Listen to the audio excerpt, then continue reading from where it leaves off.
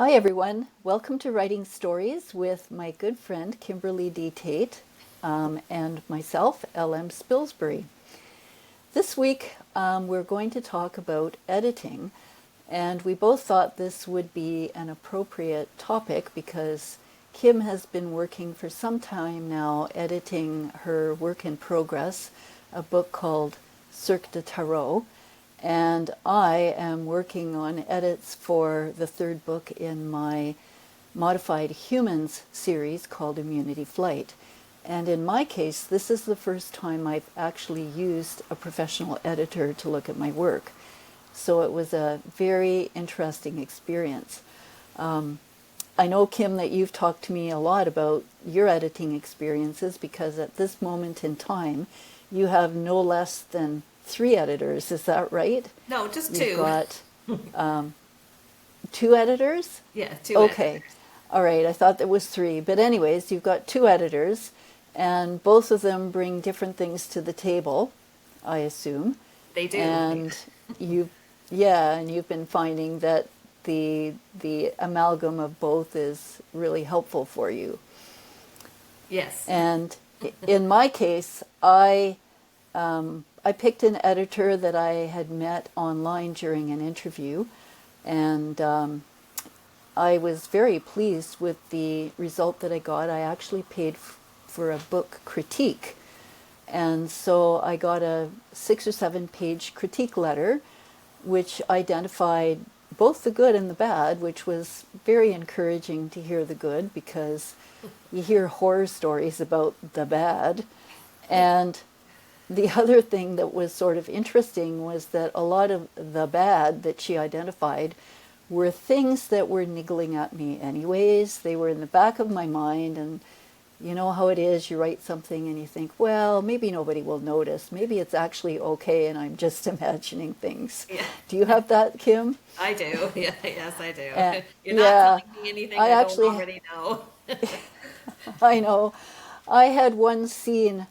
It was a sort of the first real action scene in the story, and it spanned something like 3 chapters. That's quite And the when, action yeah, I know, scene. yeah, it really was. Yeah, I mean, my characters were stranded on the spaceport highway, and they were trying to get off, and they were driving forward and backward and forward and backward, and even I got confused. So when she said it was a little confusing, I kind of got what she meant. Agreed with her. Yeah. But yeah, she said, yeah, exactly, because she actually tallied up the wordage, and it accounted for something like 11% of the book. So definitely it needed to be pared down, and that's what I'm working on right now, is how to compress the action from those 3 chapters into maybe a chapter and a half. And it's like writing from scratch. It is, And yeah. as you know, Kim, I'm a really slow writer. And Well, so, I'm a and I'm fast noticing, writer, but then I I have to. know, I wish I had, Well, then I spend I wish months I had and some of months. yours. I spend months and Well, months trying I'm to sitting edit. here. Well, I'm sitting here, and it's the technical stuff, right, that's getting me. Not the writing technical stuff, it's the science technical stuff. And in the original version, for example, I had the traffic stopped on the highway due to an EMP. And when I'm rewriting, I'm thinking, well, I know that an electromagnetic pulse is what I mean, but what is the reader going to interpret this as? Because my characters had never asked until the rewrite of, is that a nuclear event?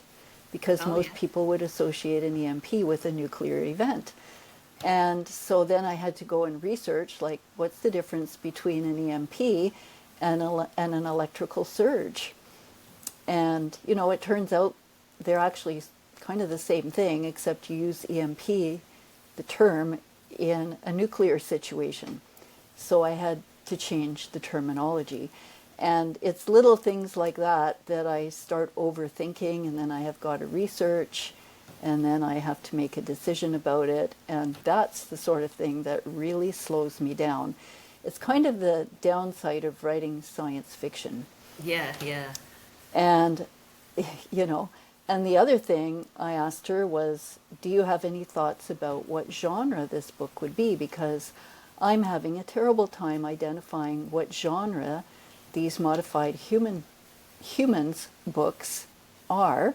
You know, if you publish on Amazon, you're given a limited number of genres to pick from. I mean, it's not just a few, there's quite a few, but even so, none of them really fit my books perfectly.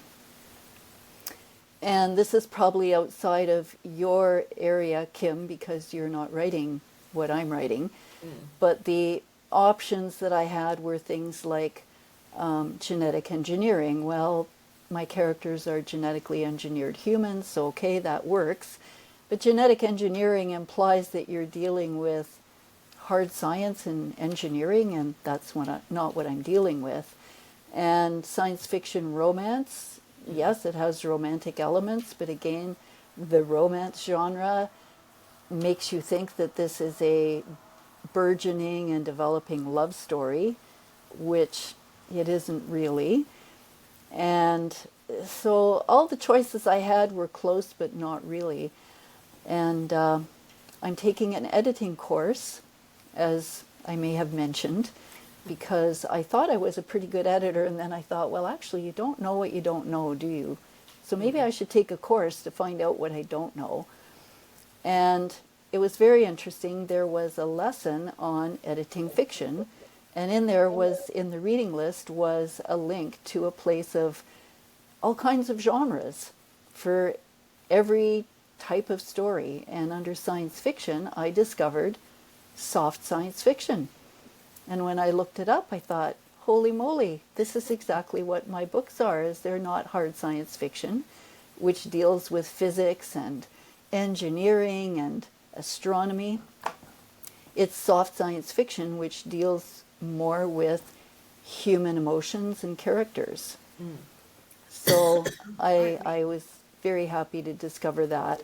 And again, my editor did comment that she didn't think that my choice of hard science fiction was really appropriate, because she said that people who read hard science fiction wouldn't be drawn to the kind of story that I'm writing. Right. So it's useful to have, as we used to say in our horse world, eyes on the ground. Yeah. Somebody who can look at you objectively and give you an educated opinion about what's happening. So it was very useful to me to have a professional editor, and she was exceedingly diplomatic and just all around highly recommended. And if any of you are listening and are wondering who this person is, her name is Christie Stratos, and her business is called Proof Positive. And I couldn't recommend her enough. Ah. So Well, anyways, I guess I've babbled on about my editing experiences. So for now, thanks everybody for tuning in, and we'll see you next time. Bye Bye for now. now.